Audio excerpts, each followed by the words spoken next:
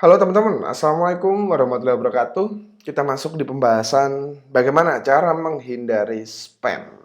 Oke, spam ini adalah salah satu momok atau musuh utama gitu ya, para pemain atau para pebisnis atau mereka yang bermain dengan email marketing. Salah satu musuh terbesarnya adalah spam. Nah, sebelum kita mencari solusinya, kita harus tahu dulu bagaimana cara kerja dari spam sebenarnya. Bagaimana kok bisa email kita masuk ke dalam spam? Oke, kita harus paham why-nya dulu. Oke, kenapa gitu ya? Agar kita tahu solusinya. Ya, spam itu sangat bisa dihindari, gitu ya. Asal kita tahu bahwa ada sebuah pola di dalam spam yang dimana setiap pola itu pasti bisa ditemukan solusinya. Oke, kebanyakan kita langsung cari solusinya, tapi kita nggak tahu sebabnya. Ini kebalik, ya. Jadi kita harus tahu dulu sebabnya kenapa masuk spam.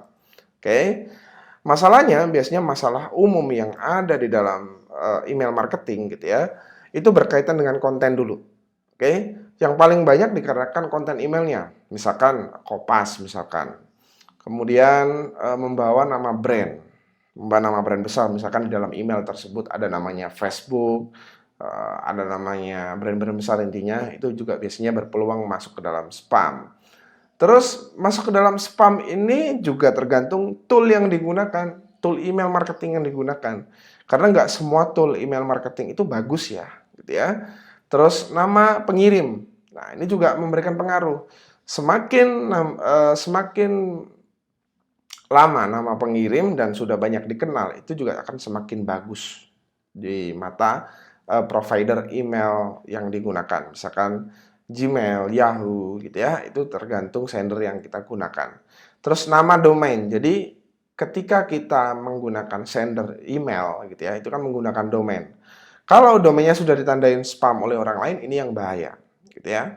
Jangan sampai domain kita ditandain oleh orang lain dan ini berakibat fatal. Artinya kita harus ganti domain lain yang fresh dan belum di-report spam. Oke. Jadi kita harus tahu sebab spam ini gitu ya. Nah, ini dia saya sebutkan kembali. Jadi terkait konten, brand, terus kopas mungkin, toolnya, sendernya, domainnya. Ini kita carikan salah satu solusinya, satu persatu solusinya, gitu ya. Jadi jangan memakai tool yang asal-asalan. Misalkan email marketing service-nya jangan sampai menggunakan tool yang sekali bayar, misalkan.